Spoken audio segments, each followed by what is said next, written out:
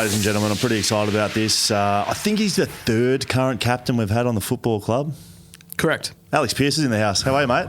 Good, thanks, mate. Thanks for having me. If we had done it 2 Anytime. weeks before, he wouldn't have been the captain. Yeah, that's why we waited. We knew it was coming. Oh, viewership's going through the roof now. We actually didn't know it was coming. But, mate, it is great to have you on the pod. Thank you for taking the time out of your day.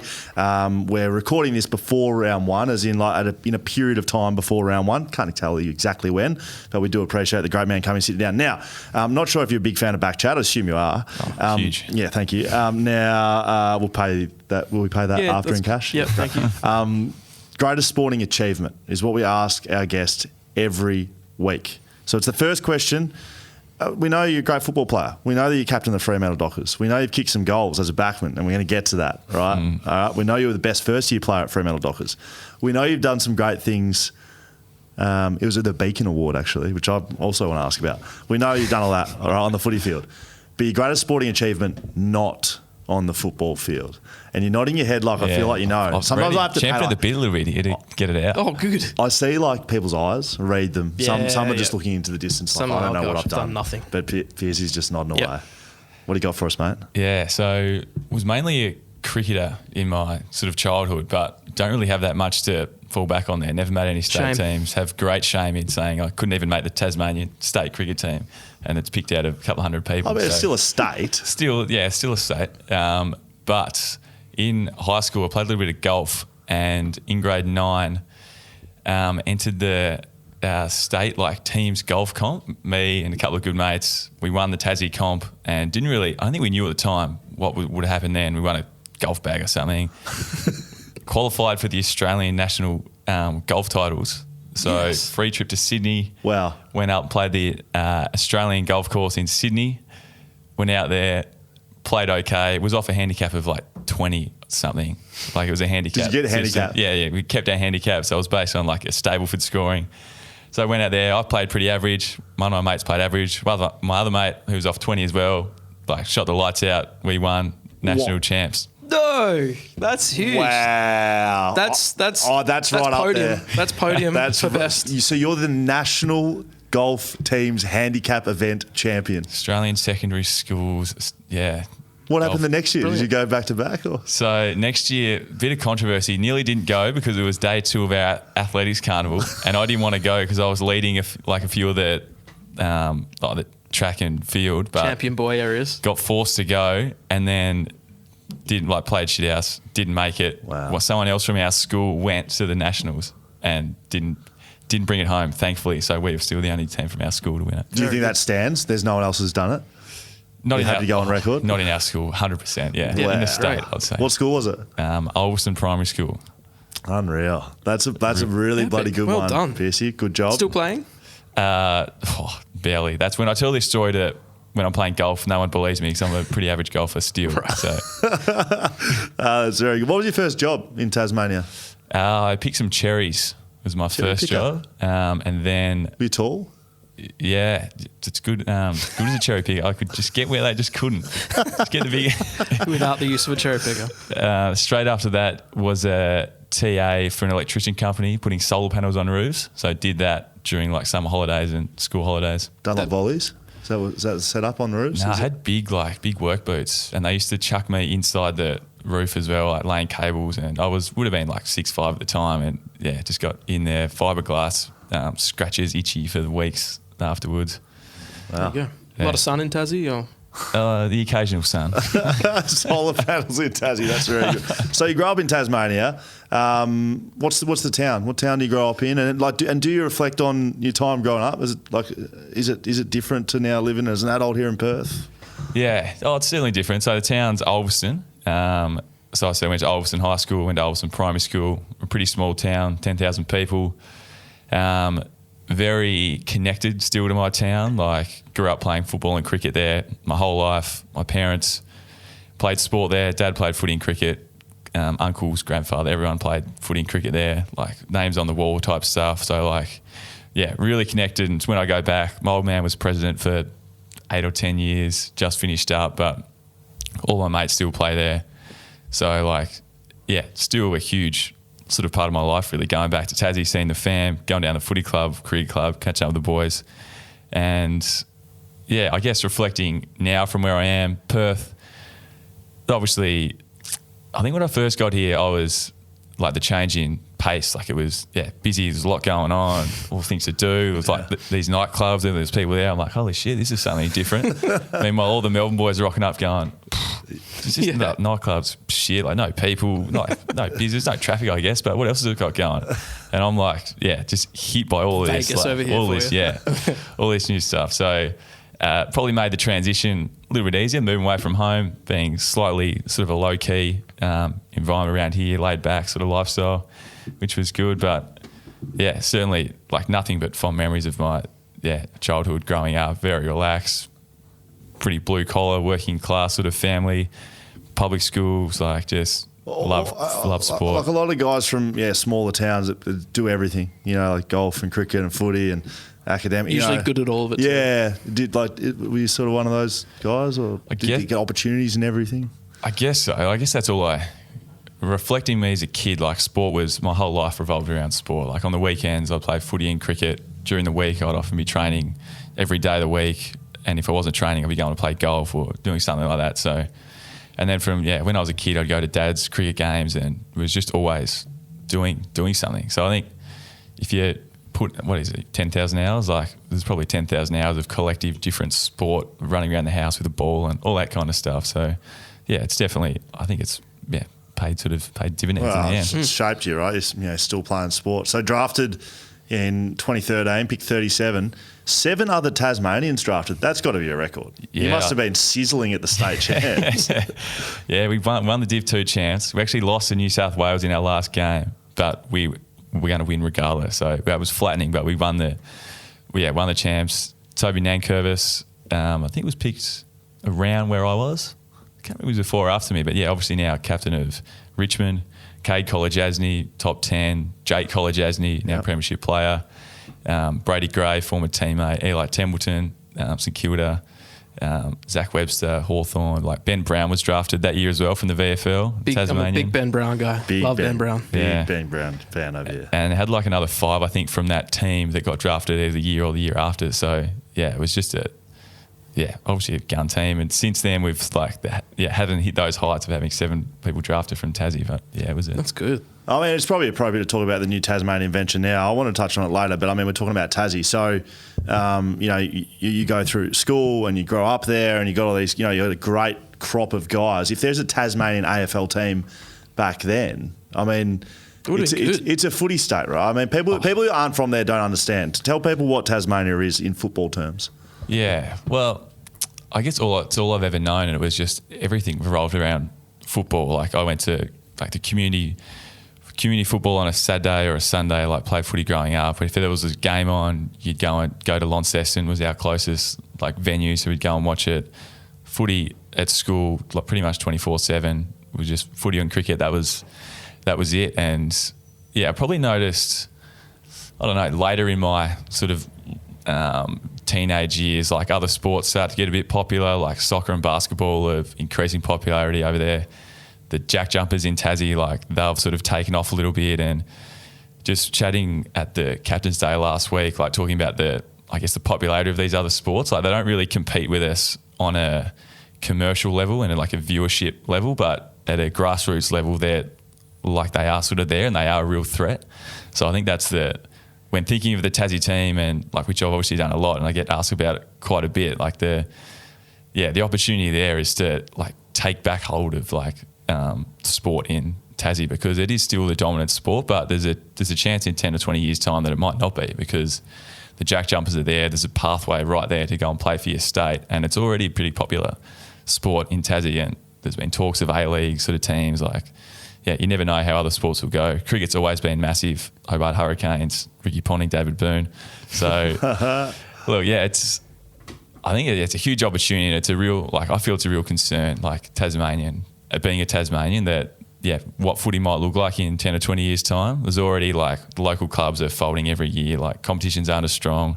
All the old boys are like, it's not like it was back in my day, which, it's not. So do you think putting a team there would change that? Like, I mean, is that obvious? Like, putting money and development behind it? Yeah. Well, I think it seems obvious, doesn't it, that the rise in other sports can be linked to just being a lot more present. Like they're out there more. Those sports are more popular. Whereas AFL is always going to be really popular, but not having that link to the community. Like at the moment, I'm imagining that the jack jumpers are going around to all the schools and they're like campaigning and all that kind of stuff. Cricketers do that, the Hurricanes, but there's no AFL teams that are like present around schools. Like I'm doing community visits and school visits around here to Perth schools, Fremantle schools, but there's no one doing that in Tassie. So it's definitely, I don't know, it's definitely just an opportunity and something that we need to work on. State pride is like W. People from Western Australia, like West Australians.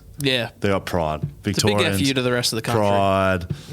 New South Welshmen, same thing. Queensland. Like there's like, but I feel like Tassie could be right up there. Like anyone you meet from Tasmania, they're Tasmanian. Yeah, well, it's not even connected to the country. So already, like we just cop shit 24/7. I mean, Exhibit A. There. No, that's what I mean. I'm not saying it's a Western bad. Australia is not really either. I'm not saying it's a bad thing. I'm just saying you've already got like a gap in the between, like a literal gap. Yeah, we're just constantly sticking up for all the shit that we cop. So we're just we've. Someone asked you at the captain's day if you'd move back there if the team started up, and I think you said yes. I don't know if I said it like that. You said yes next season. No, I think your actual words were it'd have to be something you consider, given your connection to the state and your family being back there. Yeah. Oh yeah. There's no real question there. I'm never gonna say as a captain of the Dockers that I'm gonna leave. But obviously, everyone that hears me talk about Tassie knows I love it. Really connected. My family are from there. So if it ever happened, like it'd obviously be something that would. I'm sure I'd be approached. So I'd have to think about it. But, yeah. Can I ask about the Captain's Day photo, just because I was thinking about it? Darcy Moore was sitting on the front row when he shouldn't have been. Was there any and Liam Duggan looks... Have you looked back at the photo? Because Duggan looks tiny. He should have been sitting where Darcy is. Yeah, so I remember I was standing with James Sicily at the time when they were sort of putting people out. They were like, Danger, we're building this around you. You come stand in the middle, like with the... Did we have the cup? Probably didn't have the cup, but then it was like when sort of top 4 teams. Right. So Collingwood were, finished top 4. And when they had the 4, I'm like, well, I'm next. Like, we're 5th. Like, get me in there. And then they've gone small. And I'm like turning around going, like that. I'm going to be at the back at the end. But, so I just didn't want to be last pick. So I wasn't quite last pick. Where was he? I don't know. Where was he? You were on the back right? It's like back sort of, back middle. Next to Big Witsy, which made me look tiny. He's a huge man. And how tall are you? Oh, you're over 200, aren't you? Nearly huge, but 6'7". 6'7". Yeah, I can't wait. Why is like the last 4 people we got in here like the tallest human beings ever? The post photo of the podcast, my favourite time. We put Dan next to Gaz. Charlie Dixon last week, just a mountain. He's a big boy. He's a big boy. We had the Western Force lads in. One of the guys from Western Force. He was might be the tallest person I've ever seen in my life. He was huge, but he was 130 kilos. Massive, man. Okay, very good. I think we've touched on Tasmania. Good enough. So you debut round 6, 2015. You drafted in 2013 though. Yep. So spend some time playing for Peel. Yeah. So I spent the first half of my first year in rehab. Surprise. Had stress reactions to my shins. So I played like the second half of the year. Was actually emergency for the qualifying final against Sydney. So that was, and it was like, I think Luke McFarlane didn't play. So it wasn't just 2014 or 15? No, 4. So 15 they were definitely a qualifying, but were they in 14? Yeah. Yeah. So it was, it wasn't just a token one either. It was like Luke McFarlane was injured and it was like Alex Silvani or me, like who was going to play, and it was going to be Buddy and the SCG. So luckily didn't debut that game. That's not how you want to kick things off against Bud in the goal square. And it was my first travel trip, and we got on the plane 2 days before to fly out, and then we just never took off. Like we were just stuck on the tarmac for whatever reason, and then all of a sudden it got to the period where it was lockout in Sydney. So they just like said, "Well, I'm sorry, we've got no choice. You have to get off, go home, go to sleep, come back tomorrow morning, and get on the plane." So. Did you win? Nah, got beat. Oh, wow. Yeah. Wow. So that's your sort of first sort of experiences there. You come in 2015 to debut, round 6. Now, a few little quirky bits here. You played next to 2 other Pearces, Clancy and Daniel. Yeah. No relation. No relation. You had 10 touches. Did you play as a forward or as back? Back. Because you've kicked 3 goals in your first year. Yeah. What's going on there? So I started as a back. I think I was drafted technically as a forward, 40. I think it said utility on the on Fox Footy next to my name, but was a. We bloody more of a love forward. that utility. Don't know what to do with him. Couldn't Utility. quite decide. So I played my first year as a back, and then that game's a back. Played on Joe Danaher, and then I don't know, for whatever reason, like later on in the season, I don't know, we had some forwards go down. I think Pav might have got injured, so I played as a forward and then as like a backup ruck at some stage. Wow. I think that was that first year, and the first game I played as a forward was GWS.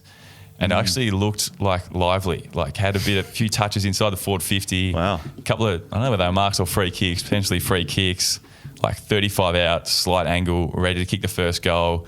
Crowd, like energy from the crowd, like I could see the boys getting ready to get around me, going back, made contact with my shin, fell short, punched through. From 35. Next one, similar spot, other end, maybe 40 out this time. Going back, still the sort of murmurings. I'm like, this Here is it is. it.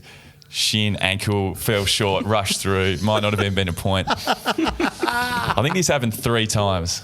I had 3 set shots, barely scored, may have scored a point.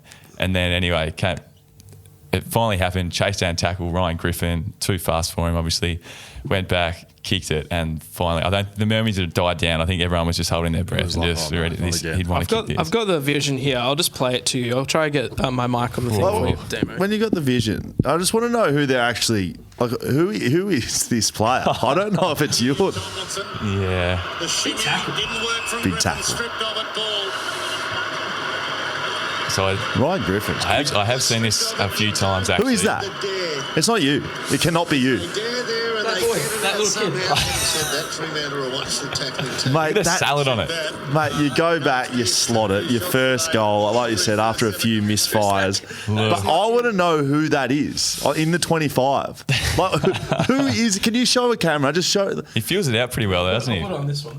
Can you see that, Charlie? Can you see that? Like, Yeah. mate, it is. Dan showed me best that. that we don't- Dan showed me that, and I best that everyone genuinely can't looked see it. over it, and I said, "No, that's They've not. got it wrong. That's not his first goal. That's not Yeah, him. that was just- You look like a different man as a young boy. Yeah, took a couple of, I think I had the short back and sides for a few years and then, grew the locks and, Bit of carry on from the team. And they I'm couldn't believe it went through, obviously. after it was like an explosion of pressure from. Well, it makes after all of sense, it. right? You've missed the first 3, and they're Yeah. thinking the same thing. Like, if he misses this, he may never play Like, again. Certainly not as a forward. So when is the time where you're like, right, I'm a fullback, well, I'm a backman? Well, always, I sort of was. It was just like filling in for Opportunistic. a role, yeah. And like, because I wasn't like locked in the team, it was just, I'll play like whenever, wherever. I ended up getting dropped that last round because last round everyone got rested because we must have been guaranteed. So as Ross did a couple of times, rested everyone. We played Port Adelaide, and then I actually went and played back just due to everyone sort of being out. And then the next week everyone came in, and I'd sort of lost my spot. And I think Tabs ended up taking my spot because I was sort of holding him out, but then he was obviously the forward. And then came back and took it. But Tabs isn't playing in the back line. He's not a he's backman. He's not a backman. He actually played back in a derby one time. I think we were down by a lot, and it was to teach him how to play the game. And I can't think we played on. Maybe I can't remember. Govern might have been playing forward at the time. But it wasn't pretty. He was running around. He's a forward. He's a genuine forward. Josh Kennedy type areas, like gets past halfway, not quite sure what he's doing back there. Just getting back in front of the footy. He knows what he's doing up there. Have you got anything to jump in with? I was going to ask about 2016 going 0-8. Yeah. How was that? Because What does that mean? well, they in Alex's played 8 games of 2016 didn't get a single win. Yeah. Was that rough? So the previous year when I debuted, whenever I was around 6, we'd won 6 in a row, and then we ended up winning 10 in a row. Won the minor premiership and got knocked out in the prelim. And then the next year, everyone, let's just do it again. Let's win the first 10. And we end up, losing the first, whatever it was, 8, maybe more, first 10 maybe. And like that was still a bizarre time to look back on. Like it was, the mood at the club was just grim, just depressing state of affairs with such high hopes, and then to come in and just a couple of losses, it was like, okay, well, let's get this back on track. Like we'll be fine. And then just they keep stacking up. It was like just like some sick joke. And then it eventually I get injured in round 8 as well. But like by the time it was 8 losses, it's like, well, season's done. Like what are we doing? Yeah. So talking about that, say you come into the footy club, you got stress fractures, how you put together some games, you're battling for a spot, and then 16, you probably feel like you've got a spot, not cemented, but you're starting to get opportunity properly. Yeah. Well, despite us, obviously travelling like shit, and I was actually going okay and playing all right, and was feeling comfortable and feeling like set. So you broke your leg in 2016? Yeah. Ankle, leg? Leg, lower tibia against Richmond.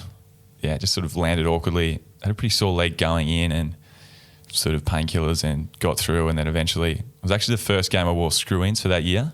Slightly soft deck, went up, landed awkwardly, got bumped as I landed, foot got stuck in the ground. It was like a spiral fracture of my tibia. Did you know he'd done it bad when you landed? Yeah, it was sore. That's what Charlie Dixon did. Same thing. We just spoke to him about that. Yeah, didn't he get it under a tackle or something? Got stuck under a leg? Kind of just gone the wrong way. Pretty innocuous, but there was obviously something in there already, but haven't wore screw-ins since that day. Yeah, wow. Good decision. So, that it's not the start of things, but it is like a theme that followed you through that period of being injured. Broke your leg a few times, ankle, you had lower limb injuries. Yeah, I refractured that leg, I think it was about 8 or 9 months later, just at the end of my rehab stage as I was about to join in training, just doing like a basic change of direction grid, planted my leg, heard this crack, and it had refractured. So was it weak? Went into a plaster cast for like 8 weeks, maybe longer, and that was about February of 2017, and then missed the whole of 2017. Yep. And then played 18, some of 19, broke my ankle in lower tibia again in 2019. Yeah. Same leg or different leg? Right. Yeah. In the following 8-9 months, had 4 surgeries, I think, to get screws in and out because it wasn't healing properly. Finally got this big ass screw put in there with like a bone graft from my hip and a few other things put around the wound and all around the fracture, and ended up healing. And that was the last surgery I've had in my ankle. So that was, that happened in 2019, missed the whole 2020 season, and then have been well. Yes. And then 2021, first game of the year, quarter 2, Fifey landed on my ankle as I was on the ground. My knee twisted, did my PCL, I think it was. Yeah, that was just about as bad as it got as like a moment. That was 600 and something days, hadn't played. First game back, actually playing forward, filling in again, just needed someone to play forward. Complete freak incident, like teammate lands on my ankle, they get stuck on the ground, do my knee, missed that first 12 weeks of that game, that season. Well, played a couple of games with you. Well, we'll get to that. But keeping it a tiny bit light, I mean, we've found the reason. Don't play fucking Alex Pearce forward. That would let for starters. 100%. Let's not do that. So you play 55 games in 8 seasons from 13 to 20, basically, and then a bit of 21 injury. Like, how hard is it? I assume from the mental aspect. I know the physical aspect's hard and you go through all that, but that's kind of part and parcel. What about mentally? Yeah, so I think So I said that moment itself, MCG against Melbourne, when I did my knee, was probably like that moment in time for an hour where I was like, maybe I've done my ACL, like this could be it. Like I had family over from Tassie to watch that game. They were all in the rooms, like a few tears, plenty of tears from me, like straight afterwards. For that like sort of 24 hours, that was like as bad as it's been. But that next sort of 3 months, rehabbed, played a few games at Peel, like that period there, like wasn't as bad because I'd been through the multiple, like pretty much 2 bouts of 20 months on the sidelines. I'd sort of dipped through a few of those times. Like after the second break, I really dipped. Yeah, went through some really like bad depressive states and struggled and sort of got my way back out and learned how to manage those struggles and learn how to deal with how I'm feeling and look after myself a bit better. Started seeing a psychologist more regularly, built sort of better connections. Oh, not better, like maybe sort of more meaningful relationships with my friends, and was able to like talk it out with them, a little bit more with my family as well. Was able to build a few deeper sort of connections with some of them, which helped me get through. So it wasn't just one thing that I learnt, okay, this is how to make yourself feel happy. It was just took a bit more stock of myself and took care of how I was feeling. So when I broke my ankle and the next time around, like, I was flat, I went down, but I didn't live in this sort of depressive state. I was able to use the tools that I'd built over that sort of first period, check in with my psych, see him regularly, use my friends who I sort of can communicate with on a deeper level to help get through it. I was studying for different periods, and the last sort of 3 years I've been studying something I really enjoy, so that sort of helped me along. So I guess the biggest learning came from the worst part of it, which was 2016, 2017. And then even though that moment at the G 2020 was probably as bad as a moment it's been, I was able to get out of that zone relatively quickly and sort of get back to a level and continue on.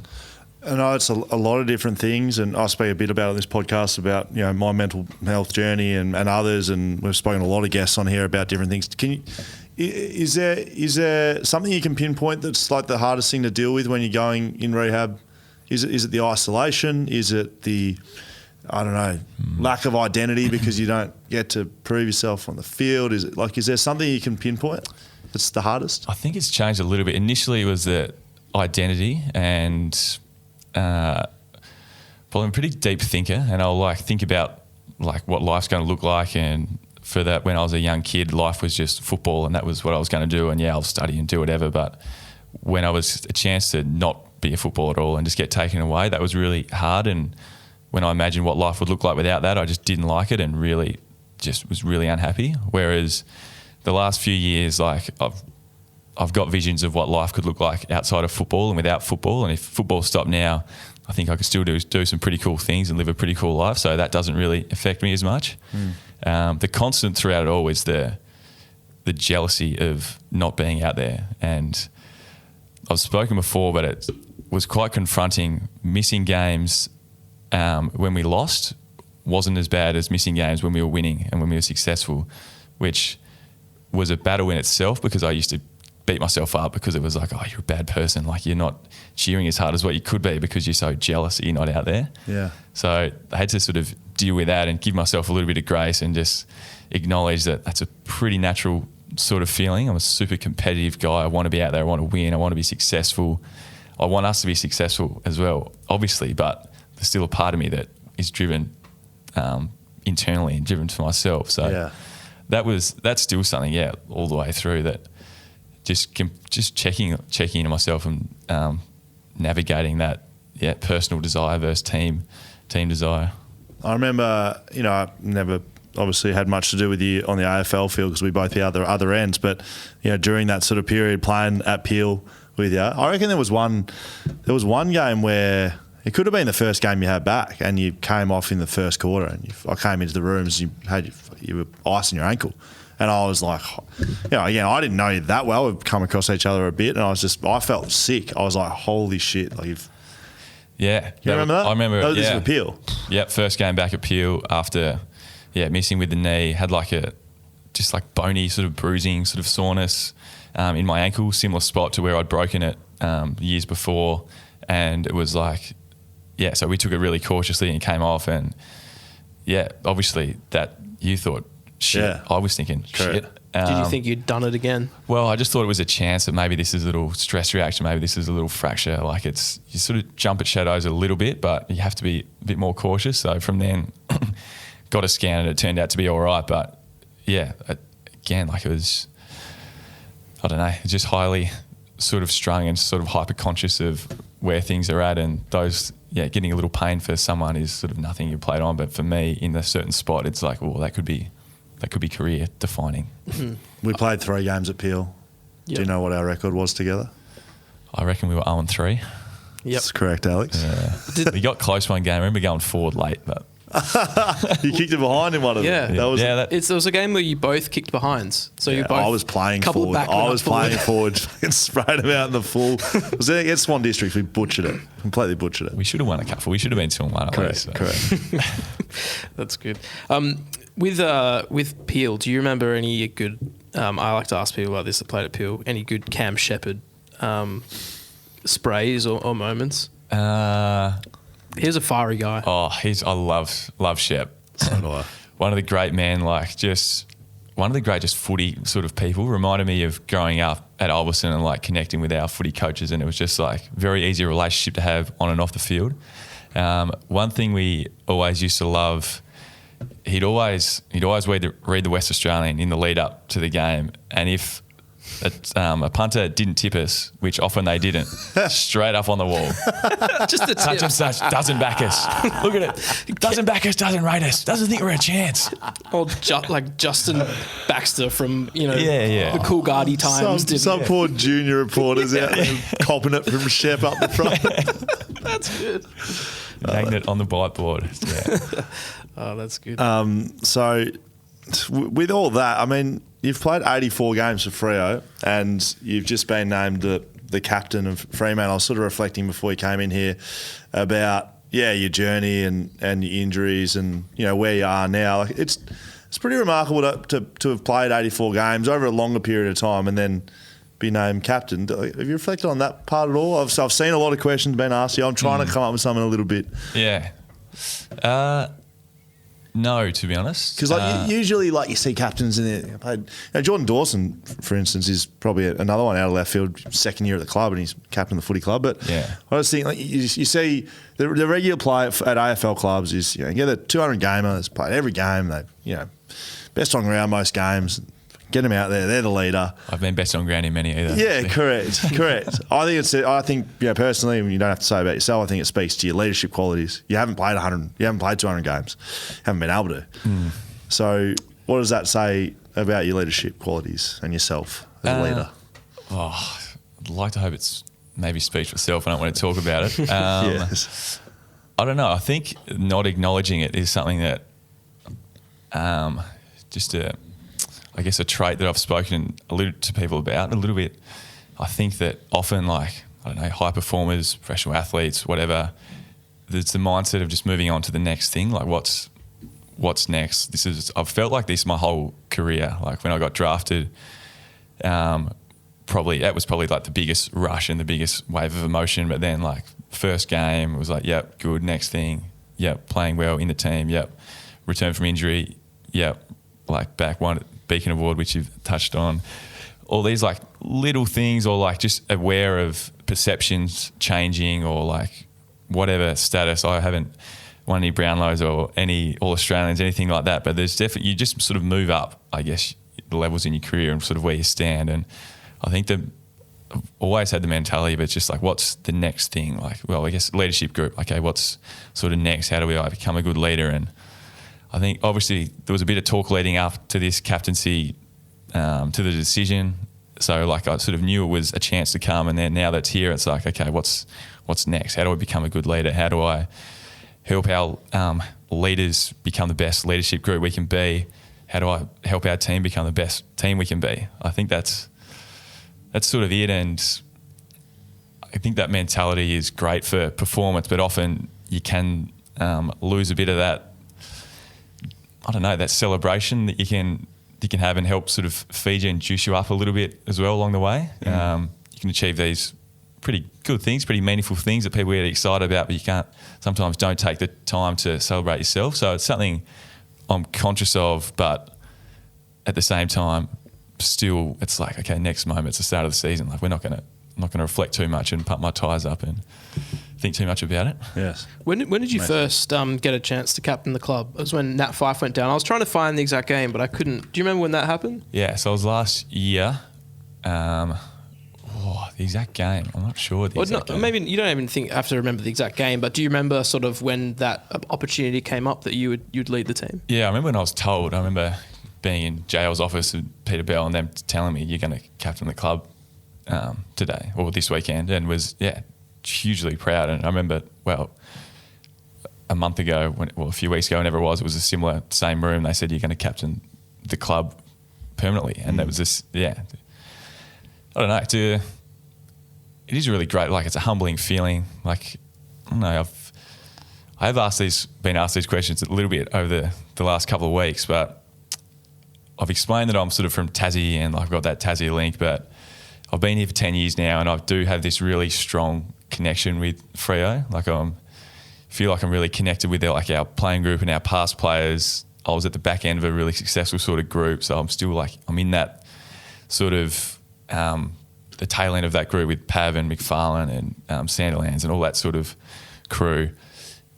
And I do feel like I connect a lot with our community at Freo, and like I'm very proud to play for the Dockers. So to be able to captain a game and then to be able to be the captain, it means more than, I don't know, I could probably imagine growing up being captain of a club that maybe superficially is this huge honour, but it's a bit more than just that honour that everyone else sees. I'm representing sort of my teammates, my past players is a huge sort of thing, a huge thing for me. And then also our community and our fans as well. I don't know, maybe it's cliche, of course, that's what we do, but I do feel a lot of pride just to link sort of quite strongly to them. I did want to ask about the past players and the culture at Fremantle, because again, played my entire career at West Coast, so I know all about that. But I learned a little bit playing at Peel for a year and connecting with a few of the guys about what you guys stand for. Chasing that first premiership, I look at it externally. I feel like I'm pretty unbiased now in my time in the media. How do you use that? Because that's a fact, right? Having won a premiership. How do you use that as motivation and keep it as motivation and not become a burden for the group? Given that there's a lot of external chat, and is that something you've thought about? I think a couple of years ago we just acknowledged that it's always going to be there and it's always going to be spoken about. So why don't we just own it and say that we want to be the first premiership team of the Dockers. Yeah. We want to be one of the first premiership players, and that'll obviously mean a hell of a lot, and it could be perceived as having a lot of pressure, a lot of weight to carry that. But I haven't really perceived it as that yet. Like, I don't know, there obviously is expectation, more so this year. Last year we were probably outperformed what we were expected, and we've spoken about that expectation about how we're going to do, and I don't know. There's a lot of internal expectation as well. We want to hold each other to a really high standard, and we really know what we want to achieve. It's that language. We say we want to be the first premiership team quite a bit, and I think actually saying it desensitises this huge unreachable sort of target that the whole footy world is either laughing at us or trying to or praying to us to finally achieve. But it's a real thing. It's not this dream anymore. Yeah. It's a real thing. It's a real goal that's what we want to get to, and we think we can. That's cool. That's good. It was good to hear. So back on the captaincy. So you talk about that room with JL and Bally. So the day before you go into that room, so let's call it, say you got told on a Tuesday. So on the Monday, you're not the captain of Fremantle, and on the Tuesday, you're the captain of Fremantle.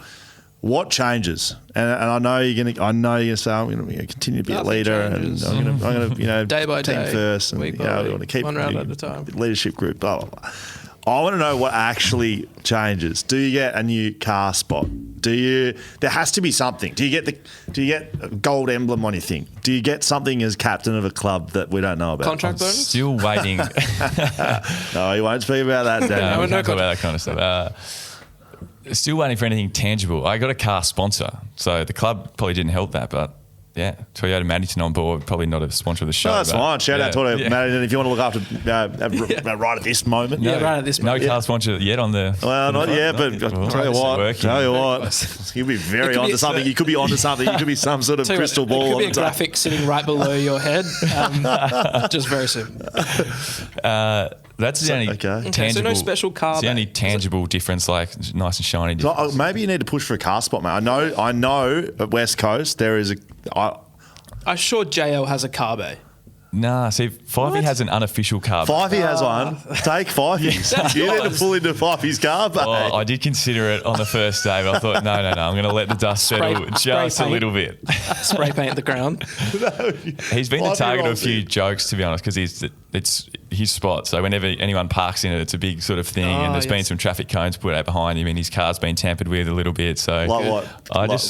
Windscreen wipers up. Yeah, classic. There might have been something. It might have been some sort of food or something over it. He's had something to do with it. No. You feel like ping pong balls or something over it. What about your first pump up speech as captain? Do you remember what you said? Did you practice it? This is before. This is last year. This is when you filled in. Yeah. So I only remember there's a couple that I remember. I remember the first couple just being super nervous and like would write down the whole thing before, and still Really? back end of the year I'd still write down a few points, obviously just have something to talk about so I didn't freeze up. But first up, you're writing word for word by the sounds of it. Yeah, I was too nervous, so I can't remember what I actually said, but I remember whichever game it was, we played Gold Coast, which might have been second or third game I captained. I don't know, it was early.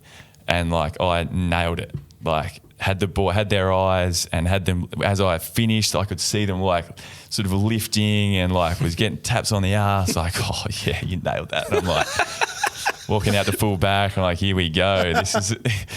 And then first quarter down by 30. I think we scored about 20 points to the game against Gold Coast. Slippery conditions, got smoked. And then again a couple of weeks later, I can't remember who this one was, but again I just pulled out like a ripper, and like this was right before the game, right in the huddle. And then all the backs were like, oh, you nailed that. I'm like, yeah, I know, you smashed it. Again, get to the full back, like, bang, here we go, we're on. 10 goals, get beat by 10 goals.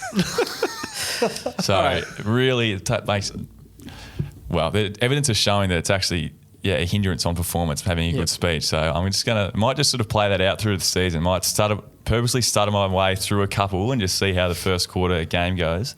And if it sort of stacks up, if there's any correlation, I'll just butcher it every week. Have you had any stinkers? Like have you had any, we spoke to Pav about Wharfie time, and it wasn't a stinker, but it's very memorable because it was telecast. It's Wharfie time, assuming you know what that is.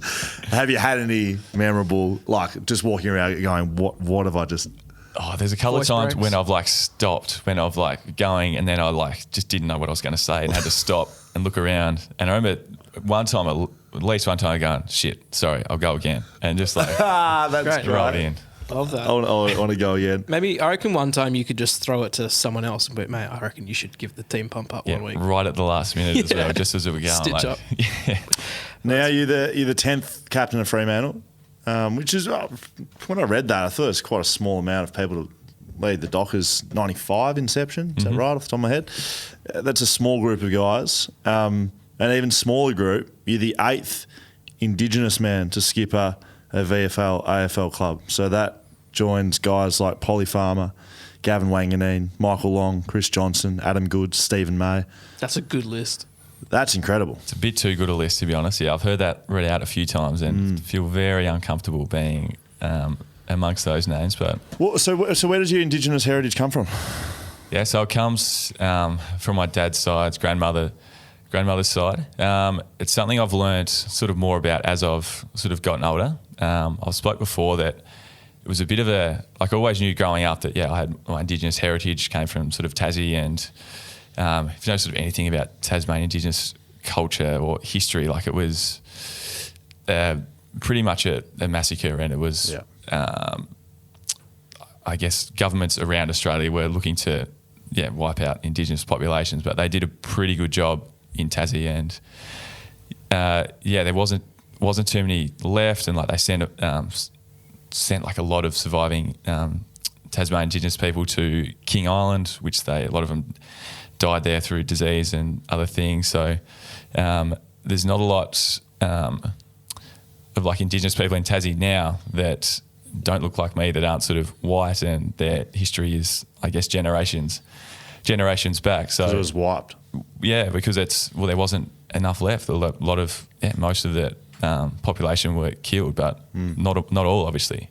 And it's still, the culture still survives. And growing up, I sort of knew that, and probably wasn't involved in much growing up at school. Like didn't know like much about Tassie Indigenous history at all, or Tassie history at all. Probably speaks to my school. And then when I got to Freo, obviously a huge and very strong Indigenous cohort, and like they're super connected to their to their culture. Michael Johnson, Sonny Walters, Stephen Hill, like all these guys, and sort of took me in, and I felt very very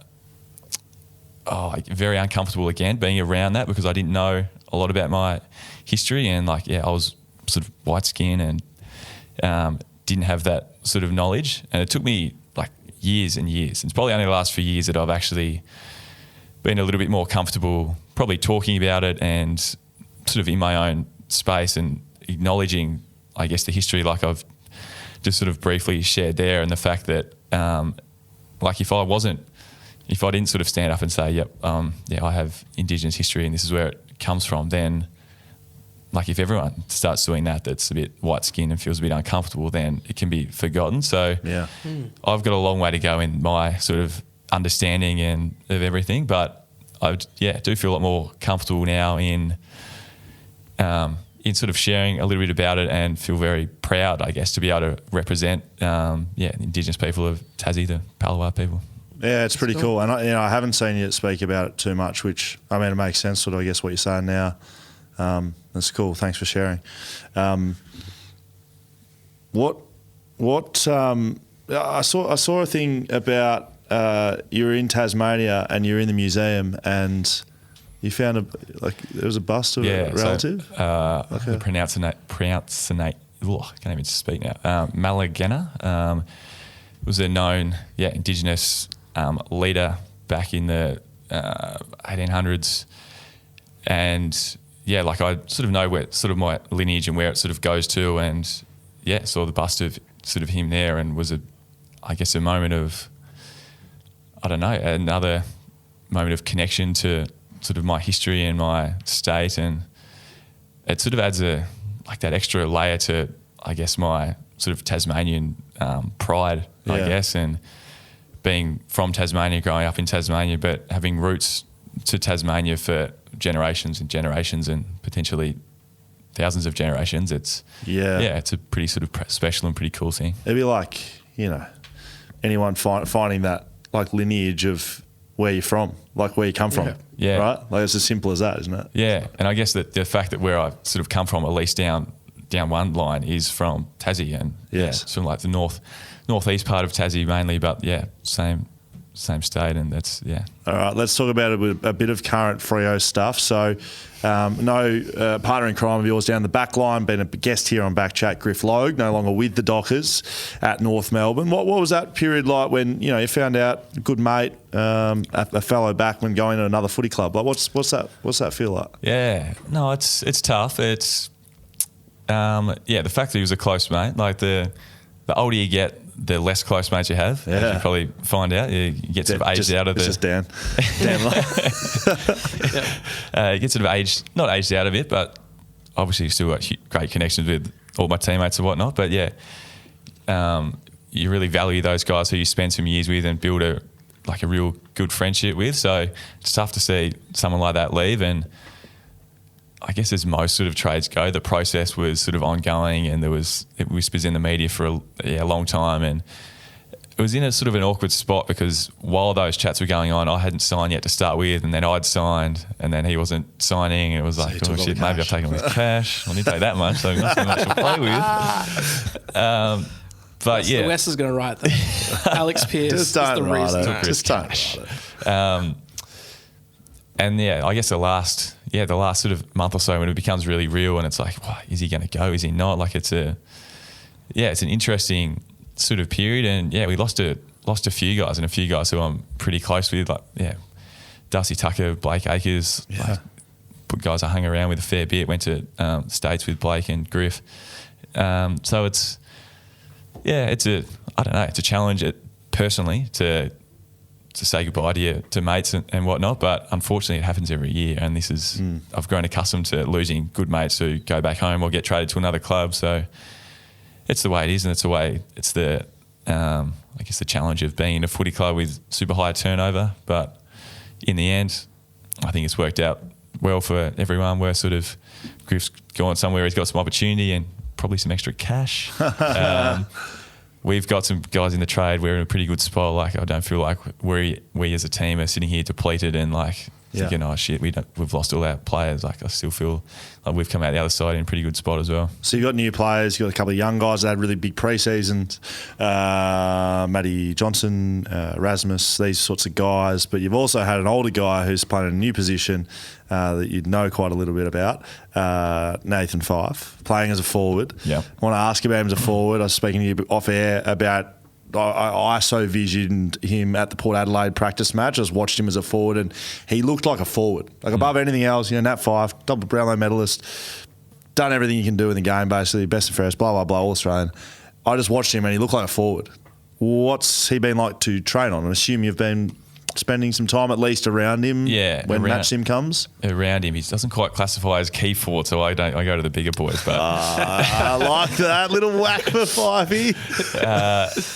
No, it has been interesting seeing how he's changed the way he's gone about training, because it has looked a lot different. To be honest, he's looked like I'm going to say this in the right way. He's gone about his training like a first year kid who has come in and just wants to learn and like become the best player he can be, which is what Knife did as a kid. And you hear stories about how committed he was and whatnot, but he's doing the extras after training, working on his leading patterns. We're chatting out there about like stuff that he's doing and what I'm doing, and it doesn't look like the two-time Brownlow medalist that's got everything under control and is just like all over it. He's really worked, and knows that he's not a forward by trade, and knows he's played his time as a mid, and he's kicked a lot of goals, but that's been playing a different role. So it's been really incredible, and we've spoken a bit about it as a group, that it's really motivating and inspiring in a sense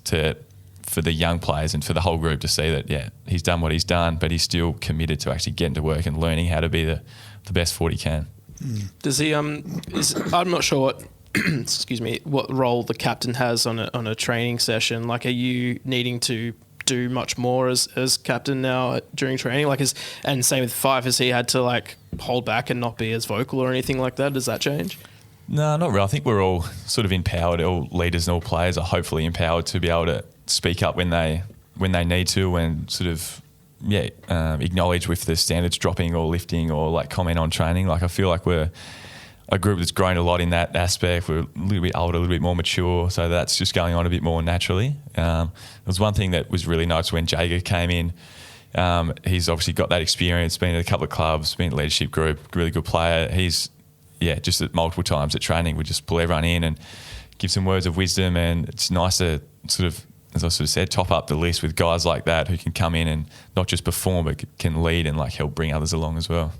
This is slightly off topic, but voting on the captaincy, obviously Jager is a part of the leadership group there, and as someone who's just come into the club, obviously there must be something about him that guys just really love to vote him into that position, right? Yeah. I guess as I said, like, he's had a big presence at training, like from what I touched on, and I don't know. I guess it's a group where we're still, the nucleus is quite sort of young, and I think for him to come in, a bit older, mature experience, like we sort of really suit him, and he really, I don't know if we sort of needed him, but it's been just a huge addition. Like, we lost Dave last year, so I don't know. It helps that he's just a really good fella as well. If he came in and was a shit bloke and no one liked him, no one would vote for him, but he's actually a ripping fella. He's a good schooner, so I think that helps getting a couple of votes as well. Can you vote for yourself? Yeah. Did you vote for yourself? Yeah. That's good. Do you like that question? Yeah, love that. So, because I mean, I reckon some guys wouldn't vote for themselves. You got to vote for yourself. Would you? Because you have to. Do you nominate, right? No. Oh, you don't nominate? No nomination. So there's a list of 22 guys you can pick from any. 45. Oh, sorry, 45. Yeah. Yeah. Well, get a bit of paper with 5, 4, 3, 2, 1, and just write down your votes. Put it. Is that as simple as it was? Simple as that. Do you then? Wow. Do you vote yourself 5, and then who you think who's going to be second, give them 1 so that they don't get the or votes? 0? Just give them 0. Yeah. It's like when you vote on, the poll. At election day, you're like, I really don't want those person to even come second, so you put them down below. Yeah, no, I had all first years, fourth, third. That's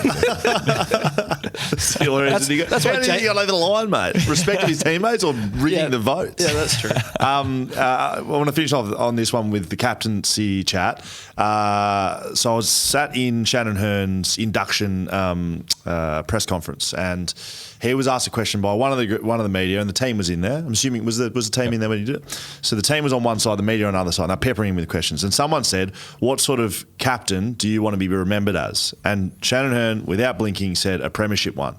And the media laughed. I remember it. I remember it clear as day. So this is 2014. Yeah. 2015 went to grand final. 2018 premiership captain. And no one in the playing group laughed. It was like dead silent. And I still remember people, I won't say who they were. Come on. Go on. Premiership captain. It was just more of a reaction. They weren't taking the... What sort of... I wish I'd said that. What sort of captain... we asked that question, but I'll ask you again. What sort of captain do you want to be remembered as? premiership one. Yeah. Hey, stop laughing. We laughing. Sorry. We're like, yeah. now we're Okay, talking. yeah, because we'll play this clip when you win a premiership, and then we'll be like, yeah, we Correct. said. He won't be playing it. We'll be playing it. Yeah, yeah. On the tape. Yeah. You heard it here first. That's good, mate. Do you want me to ask this last question here or not? Yeah, of course. The very last one. Yeah, let's ask Sean that McManus. before we get to Scotia Media. Sean McManus, talk about the culture of your club. Sean McManus has been on this podcast. By all reports, one of the funniest podcasts we've ever done. Yeah, go back and listen to it. Lots of swear words. Mainly because Loves to swear. Mainly because Sean said the first thing he said, "Can we swear on this thing?" I was like, "Yeah, mate. Yeah, well, just be yourself." Like, I just thought, maybe a shit here and there, maybe I don't know. Yeah. He proceeded to just launch. About 9 C-bombs, I reckon, in the first 10 minutes. Shit, cock balls, it was minute earmuffs. Seriously, like it was just absolutely unbelievable. Anyway, The quick thing about that is like a man who does commercial radio every day Yeah. never slips up. Oh, no. Somehow has just the professional filter that can never do it. where do you think it sits though? It's just in this chest of swear words. Oh, yeah, It's like, there's a- what? I can swear in a pub. I think that's why he let it all out with us. So the thing I wanted to ask about that though, Sean, while on the podcast, said he was a VIP member of the Big House, and Dan was like, what's the Big House? Just wondered if there was any other members of that, or is it just Sean? Sean's the only member of the VIP. I'm not sure whether I have to put my resume in or not, but maybe I have to speak to Sean and maybe he has to nominate me to become a VIP. But something I'll be interested in. Very good. So we're up to social media. Do you know what this is? Just nod your head. Yep. Thank you. Social media, not social media. You've heard enough from Dan and I. This is where the people get asked you the big hitting questions. I have not seen this today, so we're just going to roll this through. Start with the first one, and while I'm reading it, you can start filtering it. I'm in Tisticular. This is Mark River Racing Yeah, this is the guy from Mark This River is the man. What's up? So his question is: a year without the budgies and those TMZ morning beach snaps, or cut the hair?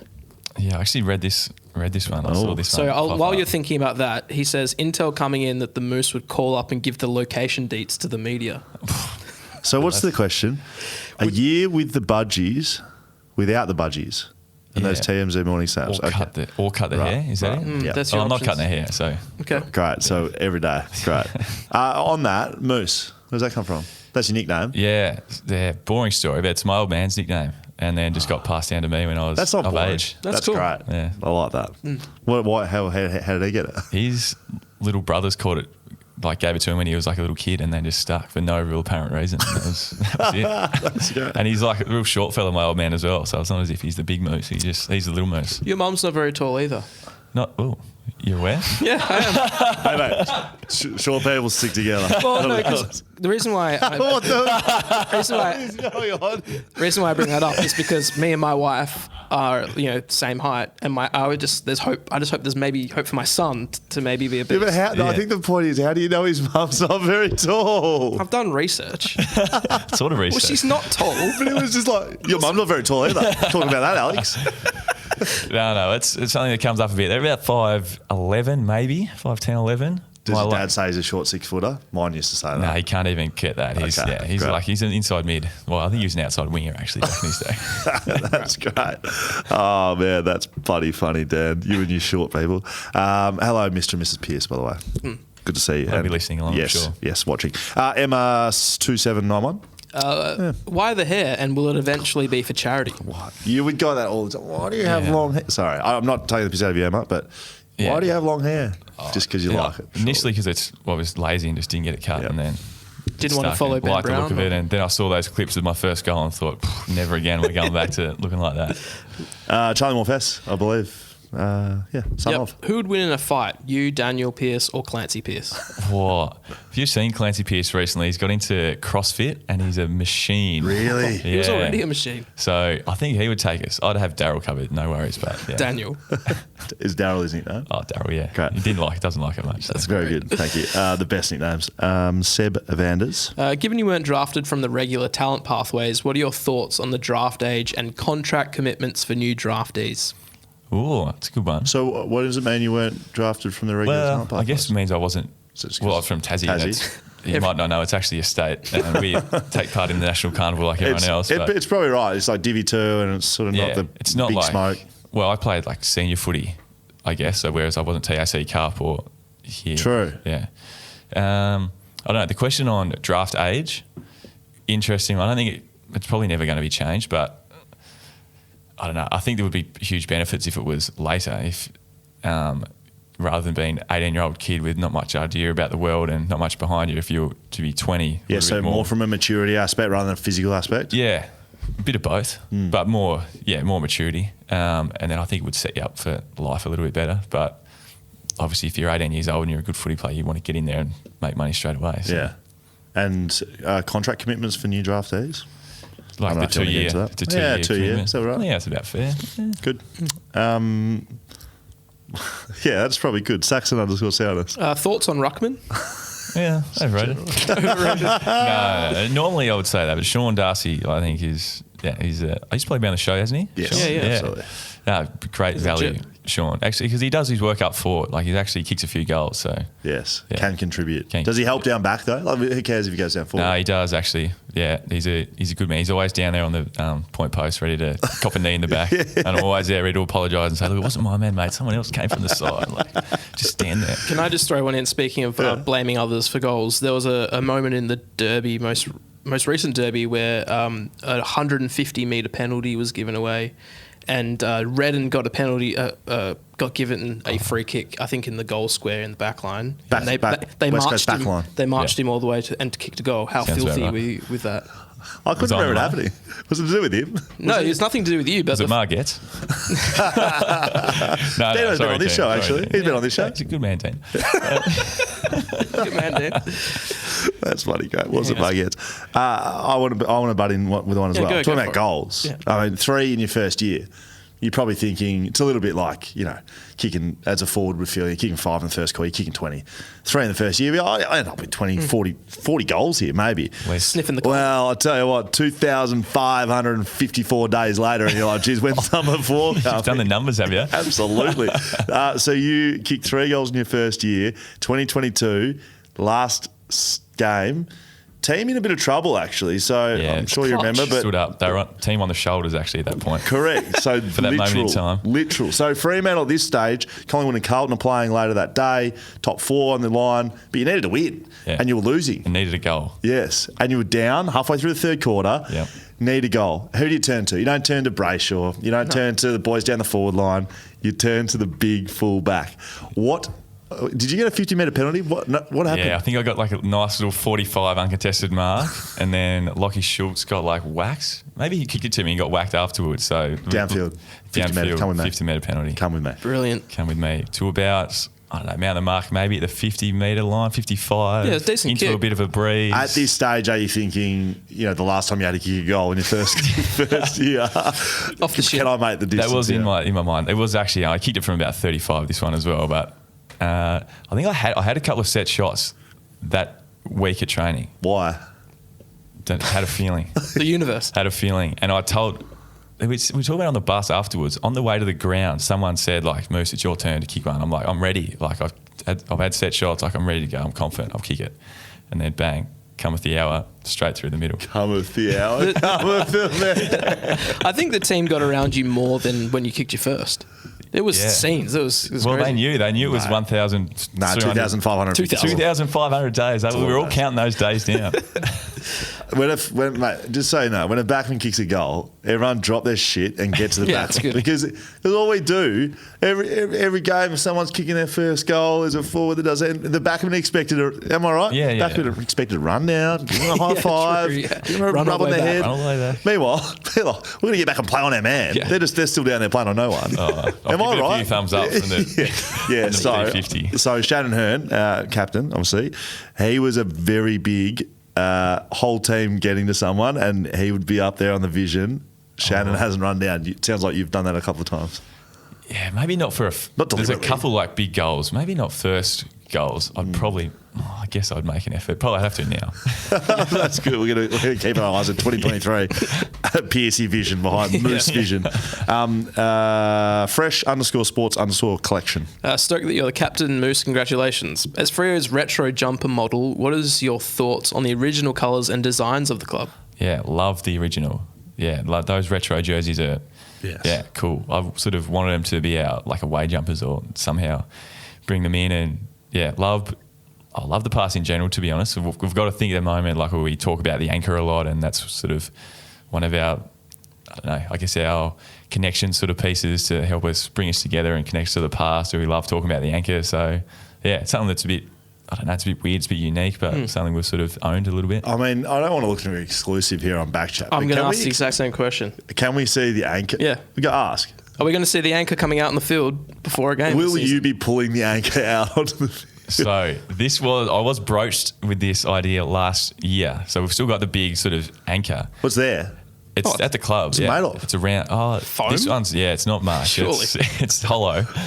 And I think it was during this year's retro round or something. I was talking to Kelly, like our events like coordinator who does all the lights and stuff. And I sort of like half laughed and was like, oh, yeah, I'll just like bring out the anchor on the shoulder. And she's like, oh, would you do that? That would be amazing. I was like, oh, actually, no, I don't think it's such a good idea. Come on, man. That would be Look, good. if you are listening along and Come you on, do want Kelly. to make this happen, I think we can make that happen. Well, sometimes with our guests, we're like, you know, that would be cool. That would be Mitch Marsh. Yeah, We're yeah. going to chase him down the It's not happening. the Norm That's gonna Smith of the World Cup Cricket World final. got the best on ground for the final, Mitch Marsh. Yeah. And he wants a medal, and we're going to get it for him. We got Brad Shepherd's All Australian blazer that wasn't delivered to him. Oof. I think we can get the people something and have Alex Pearce Bring carry the it. anchor out. Man If of the people. mate. If you walked out with the anchor, I mean, a couple of Freo fans over here. If he walked out with the anchor, boys, what was it? Well, we can't explain what just happened. There's been some technical difficulties over the audio back. The boys would be excited. Put it that way. And the girls and everyone else. I would be very excited personally. Can you say it? Maybe. Don't say it won't happen. Maybe. I'm not saying it won't happen. Yeah, I'm a man of the people. Far If out. that's what Wolfie the people time, want. man. All right, if you want to let us know, we're going to run a poll. If you want to see Alex Pearce walk out with an anchor, I'll start and say, yeah, I do. Really badly. With one of those Madonna mics just going, it's Wolfie time. Stand up, Dockers. Docker Army. Purple Nation. All right, Tabby 95. How does Alex Pearce like his eggs? Sincerely, the Eggman. Scrambled, not overcooked over the scrambled. Still like a little bit. Bit of runny. rum? Yeah. A little bit of cheese on it, perhaps? Oh, a tad, not too much. Don't Looking up those don't skinnies. ruin it. Don't ruin the Yeah, act. sorry. It's not bad. Sorry, Dan. Disgusting. Sorry, it's about him. It's not about you. Yeah, true. True Barrymore. Very good. Just got to say. yeah, That's well- actually your name on Instagram. True It is. Barrymore. It actually is. Very good. This is sort of like online with the anchor. Yay or nay for the return of the inaugural Freo mascot, Grinder? Do you know who Grinder is? No. Oh my Grinder. gosh, I'll get you a Can you picture. please pull up Grinder? So we ran a competition last year, the best worst mascots, and Grinder was right up there for perhaps one of. Grinder was one of your original Oh, mascots. okay. What does he look like? I can't remember what he looks like. that, Give us a like- look. Grinder. Grinder, Grinder, Just a good honest Wharfie, Wharfie. but he's got sort of a poor-fitting beanie on. He's seen some shit. Yeah, he looks like he's been on the water a little bit. Okay, you haven't seen him, so you can't answer that question. 2 questions to go. Liam.m.O'Grady. Have you had to captain Nat Fife or Michael Walters yet? Michael Walters many times, but not Fifey yet. Yeah. Oh, actually. Or any during the- captaincy moments pulling him aside? Hey, During the boys. pre-season, Yes. I've had games where I've had to speak to the group, and like he's one where I like try and get his eyes and like Fifey? want a bit of like Give it to to me, help Fifey. sort of juice me up a little while I'm talking. Like if I see him looking away, I'll be like, oh, I'm losing him. I'm losing him. sinking. Yeah, wrap it up, mate. Wrap it up. Let's go. I've heard this before. Let's go. Yeah, why not? Finish it off with Cole Sinclair. Who is the weirdest teammate off the field? Oh, Matt Taverner, I guess. Really? Probably one of my closest mates, but So yeah, weird he's things just a strange man. What's he do? Eating habits. He just doesn't like banana, like can't be in the same room as banana. Says he's allergic but isn't. Doesn't buy or doesn't consume food that isn't bought in Australia. So like Okay. when I go to, he lived with me for a bit during COVID and I'd go shopping at the supermarket. I'd be like, oh, I'm just doing a stir fry tonight. Like, yep, sweet, no worries. And I get a message, oh, just make sure the noodles are made in Australia and bought in Australia, like I won't eat otherwise. Really? I mean, props to him. Love it. I think it's Supporting great. local, but So is that Weird like? Hills Do you don't. confirm that? Is it like a stamp on it? Australian. Made in Australia, yeah. Yeah, the you can find kangaroo. out. Is it- And it'll be like some of the, like a percentage of the ingredients are imported. And I think he might have a threshold. Really? Or like, depending how hungry he is. I'm not sure how strong his conviction How is, hungry. but Did we speak about someone on the regular BackChat show about screaming at the sight of bananas? Milk. It was milk. yeah, that's right. The guy, the quarterback. So he can't. If he smells a banana, he's in trouble. yeah, we got him one day, this Asian restaurant. It was like we we told him it was a pineapple fritter, but it was like a deep fried banana. Oh my gosh. We've all finished up. I think Tommy Sheridan was the architect of this one. Just bit into it and lost his shit. Ballsy move if he actually is allergic. And No, we know he talks shit. Yeah, well, confirmed. Rumour confirmed. Mate, thank you very much. If you had Thanks for fun. having me. It's been good. do you want some more? You're surprised? No, it's been great. Season 2023. 2022, we ran flag mantle, got to be honest, mate. So I hope that comes true, in all honesty. Yeah. It'd be a good celebration if it does. And we will sell some merch. Thank you very much, Alex Pearce, Fremantle captain. Great to join us. Thanks to our partners, our sponsors, Whippersnapper Whiskey, Mugger River Roasting Co., Blue Bet, Shelter Brewing Co., Leadable Cameras. You can find it all at BackChat on socials. Send us an email, hello@backchatpodcast.com.au. Find everything you need at our website, backchatpodcast.com.au. Patrons hanging around for a special story from Alex Pearce that he doesn't even know he's telling yet. Yeah. VIPs, you want to get involved in this story that's about to go down? Backchatpodcast.com.au, sign up as a VP.